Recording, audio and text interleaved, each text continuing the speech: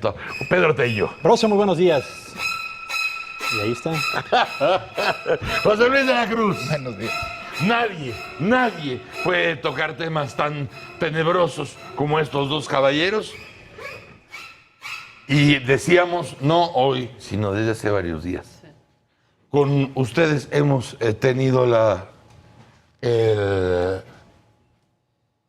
suerte de ser bien aconsejados, de tener los diagnósticos más acertados en lo que va del sexenio, y a nosotros tres y a los que nos ven, nadie nos puede ver la cara gracias a ustedes. ¿Con qué empezamos hoy, Pedro? Broso, pues mira, la verdad es que se impone el tema de las declaraciones hechas la semana pasada por el Banco de México a través de su Junta de Gobierno el jueves, lo reiterado por el propio Agustín Carstens en una conferencia del viernes ante la Universidad Panamericana. En la UP, ¿verdad? Exactamente, a propósito de la necesidad de hacer ajustes en el gasto público y en petróleos mexicanos frente a las dificultades que se mantienen en el mercado petrolero internacional. Y lo dicho ayer, la respuesta de la Secretaría de Hacienda... Haciendo el 2-3. De que en efecto ya lo tenían considerado, ya lo sabían, lo van a hacer, pero en el año próximo, ¿no? Sí. Más allá de este discurso político de los grandes, digamos, protagonistas de las decisiones en materia económica en este país, lo que yo quisiera es aprovechar este momento, esta oportunidad para situar esas declaraciones en el contexto de lo que esto significa para estados de la República, sectores de la economía, empresas del país y condiciones de bienestar de los hogares mexicanos. ¿Le dirías a este tiempo el momentum económico del sexenio?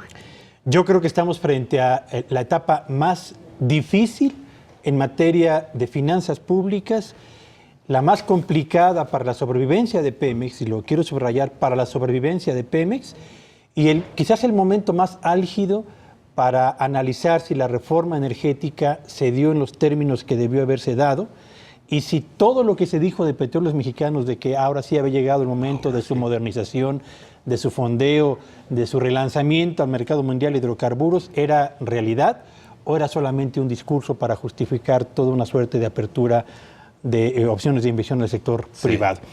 Aquí lo relevante, Broso, es que cuando estamos hablando de la crisis de Petróleos Mexicanos y cuando estamos hablando de la necesidad de recortar las finanzas públicas, que por cierto ayer el propio secretario de Hacienda señaló que habrá 16,000 plazas menos en la administración pública federal, 16,000 plazas menos.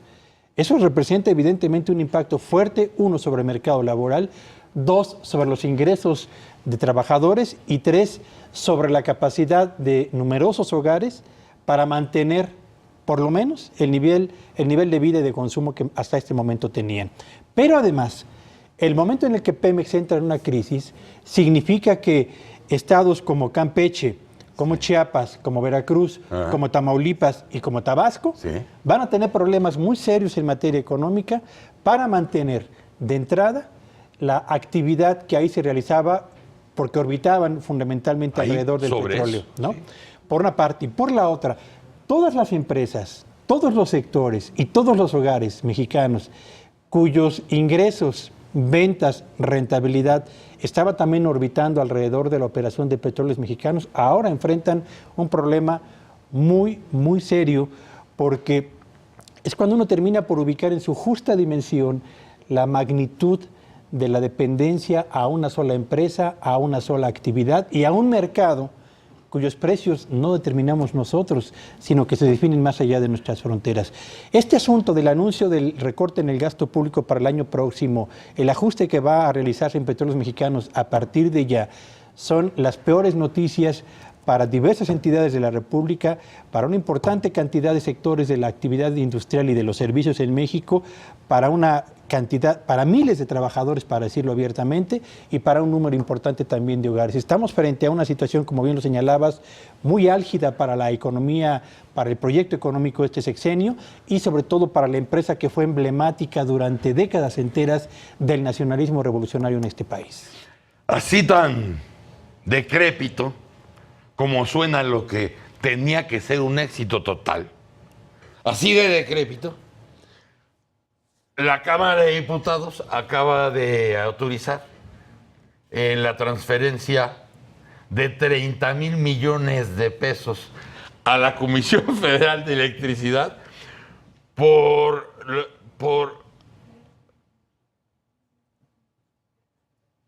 porque como ha bajado el precio al consumidor, entonces tienen que sacar de nuestra propia lana para volverla a meter en Comisión Federal, porque pues, la reducción de costos le está poniendo en la madre. Es igual de decrépito esto. ¿Por qué, de dónde pensaban que esto iba a ser un éxito o tenía que serlo? ¿Cuándo fue que todo esto, cuando todo este castillo se cayó? Bueno, me parece que lo que estamos observando es un sistema económico anquilosado, en el sentido de que el sistema de finanzas públicas que tenemos no está diseñado, uno, para hacer inversiones productivas que tengan beneficios sobre la sociedad, sin que en 1, 2, 3 meses o en un año tenga que cobrarse a la sociedad por los supuestos beneficios. De hecho, me parece que de fondo hay algo todavía más complicado. Resulta que ahora la política fiscal se dice desde Banco de México.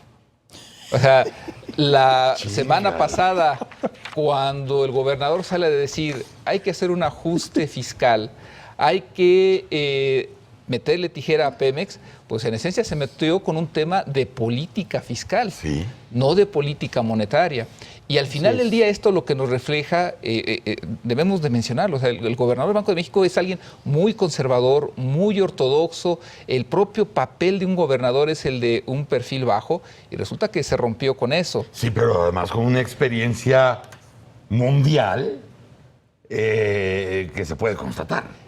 El punto aquí es entonces de en qué nivel está, ahorita que dabas este ejemplo de lo de Comisión Federal de Electricidad, en qué nivel se encuentran ya las finanzas públicas desde la perspectiva del gobernador del Banco de México, que dice debo de intervenir para dar algunas directrices que al día de ayer se asumieron que sí, efectivamente tenemos que darlo. Pero eso es muy fuerte lo que estás diciendo, porque a lo mejor en otro momento, pues a lo mejor Agustín habla por teléfono con Luis, ¿no? Y decir, oye, estamos en esto, lo voy a decir así o lo voy a decir asá, pero no te voy a quitar los calzones frente a la gente, ¿no? No, vamos a planearlo bien. Pero lo que hizo es que, como tú lo estás diciendo, le bajó los calzones. Bueno, yo lo que decía es que dijo de política monetaria, fiscal. Pero se metió en el terreno de Luis. Bueno, efectivamente. O sea, avisando lo que finalmente Luis Videgaray asume ayer. Ya viene un cambio de políticas, ¿no? Para el presupuesto del 17. Ahora, aquí es en donde Hacienda todavía intentó darse un margen. Bueno, no lo vamos a aplicar en 2016, lo haremos hasta 2017. La cuestión es si realmente las finanzas públicas soportan eso. En realidad, me parece que los ajustes se tienen que aplicar ahorita porque el precio del petróleo está en un nivel muy bajo y al final de cuentas esto lo que nos está reflejando es esta parte de política económica que consideramos nosotros monolítica en el gobierno no es tal. O sea, la perspectiva del Banco de México, que además él fue el arquitecto durante muchos años de lo que es la Secretaría de Hacienda, como secretario, como subsecretario, no estaba diseñada para lo que se intentó hacer en esta administración, que es aumentar el gasto, aumentar la deuda. O sea, en lo que va del sexenio, la deuda como proporción del PIB ha crecido en más de 11 puntos.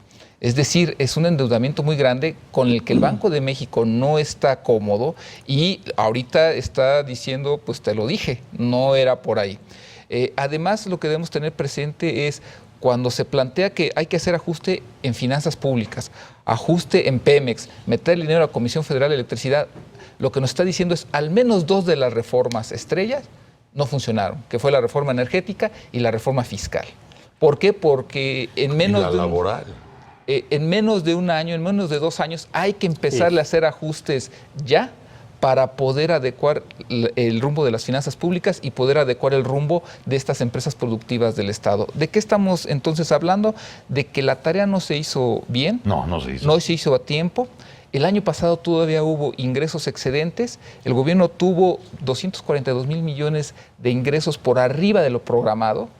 y lo que hizo fue gastarlos y aparte endeudarse. Todo ese desorden en finanzas públicas es lo que acaba de señalar el gobernador del Banco de México y ahora llegó el tiempo de las correcciones. Sí, desde el Banco de México están mandando casi instrucciones de índole fiscal. Ya llegamos a ese punto. Habría que pensar, y perdón que lo diga así, y que insista, Pedro, pero ayer hubo cambios en el gabinete. Perdón, estoy borracho, pero estoy entre amigos. O sea, si ya te empiezan a corregir la plana desde el Banco de México, que Agustín tiene gente para entrar en media hora a la Secretaría de Hacienda. ¿Ya llegamos a ese punto? ¿O todavía le estás conservando el puesto? No. Porque el único que le ha conservado el puesto en este país a Luis eres tú. No, bueno, y el presidente Peña Nieto, que es el que decide si se queda. Bueno, el presidente y tú. Yo no. Mira, yo tengo la impresión de que este diferendo entre el Banco de México y la Secretaría de Hacienda, a mí me llama la atención por qué trascendió a los medios. No perdamos de vista una cosa. Las juntas de gobierno que tiene periódicamente el Banco de México no son juntas a puerta cerrada. Ahí asiste siempre por lo menos un representante de la Secretaría de Hacienda. Claro. De modo que lo que se decía y lo que se analizaba y lo que se preveía en el Banco de México también era del conocimiento de Hacienda. Se sabía. Por supuesto que sí.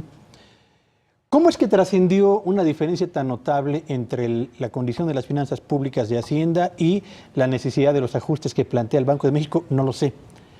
Pero lo que me queda claro, Broso, es que inevitablemente arrancamos 2016 con un problema muy serio de devaluación de nuestra moneda, que se está al mismo tiempo agudizando por la devaluación en el precio del petróleo, aunque no sea la palabra apropiada, pero sirve para efectos de ilustración, que al mismo tiempo está provocando la devaluación en la solidez de las finanzas públicas y que al mismo tiempo está provocando la devaluación de todo un programa económico que ha venido desgajándose desde 2012 paulatina pero consistentemente en lo concerniente a la generación de capacidades reales de crecimiento económico. José Luis de la Cruz decía hace ratito, aumentó la deuda pública, pero no ha aumentado el ritmo de avance de la economía mexicana. Se colapsa Pemex, colapsa el precio del petróleo, colapsa el peso mexicano y la economía mexicana sigue en el mismo rumbo, sin un cambio de dirección, con la misma tripulación y con problemas serios que están al frente de la condición económica de los hogares mexicanos. Pues ya, veremos qué dice el presidente y qué dices tú. A ver quién sigue en sus puestos y ya lo estaremos aquí consignando desde luego, como es nuestra función. Gracias, Pedro Tello. Broso. José Luis de la Cruz. Muy buenos días. Gracias. Señora. Un placer, buen día. Muchas gracias. Doctor. Sálvese quien pueda, señor. Gracias. Sea usted muy Mañana a las 6:30, lo quieran o no, estaremos con ustedes aquí en Foro TV a las 6:30. Si tienen tele, ahí se ven. ¡Órale!